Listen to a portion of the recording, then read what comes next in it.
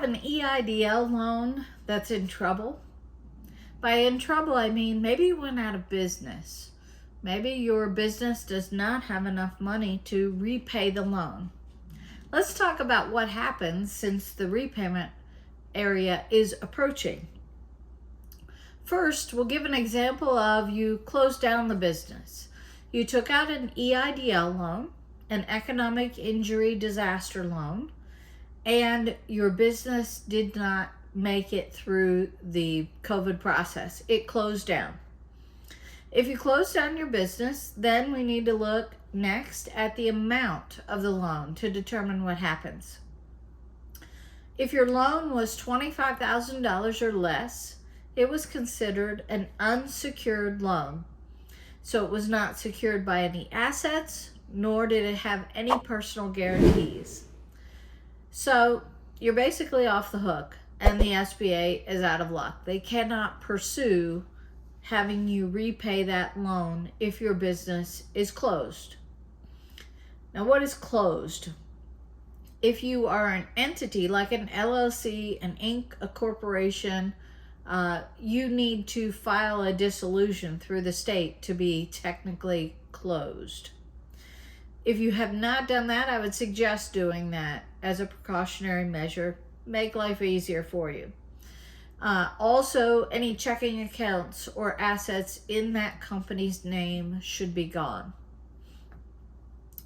Next, if your loan was over $25,000 but under $200,000, so that range between $25,000 and $200,000 is a secured loan. The loan is secured by the assets of the business. So if you fail to repay your loan, the SBA can take possession of the assets of your business. What if those assets don't equal anywhere near the repayment of the loan? Well, they're out of luck. That's all they can get. But it may be a little cumbersome in the process to determine that you don't have the assets to pay that back. Also, let's clarify a little bit, what are assets? Assets in this case are assets that were secured by a UCC filing, Uniform Commercial Code. That's generally like if you take out a lease, they'll file a UCC filing on the piece of equipment you leased. It's just collateral, saying that that equipment is the basis for the collateral of some note. So the under $200,000 but over $25,000 is secured by the assets of the business. So let's say you're a retailer, a restaurant. That the assets of the business would be your equipment, your furniture, fixtures, computers, things like that. Now, honestly, used equipment is kind of a dime a dozen these days, so it's not really worth much. You may not find that they do anything about that loan either. We're yet to see, because we haven't really hit the deadline where the SBA really knows who's going to pay back their loan or not.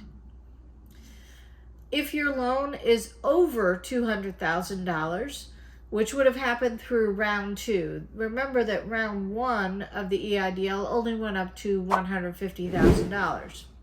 In round 2, they made that go up to $500,000, and they enticed you if you'd like to take out more money. And somebody at the SBA probably said, "Ooh, we forgot.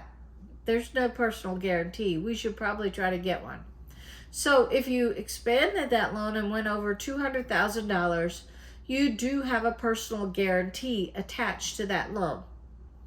That means that you are personally liable to repay it. Even if the business closed, they could come back and have you personally be expected to pay that note off.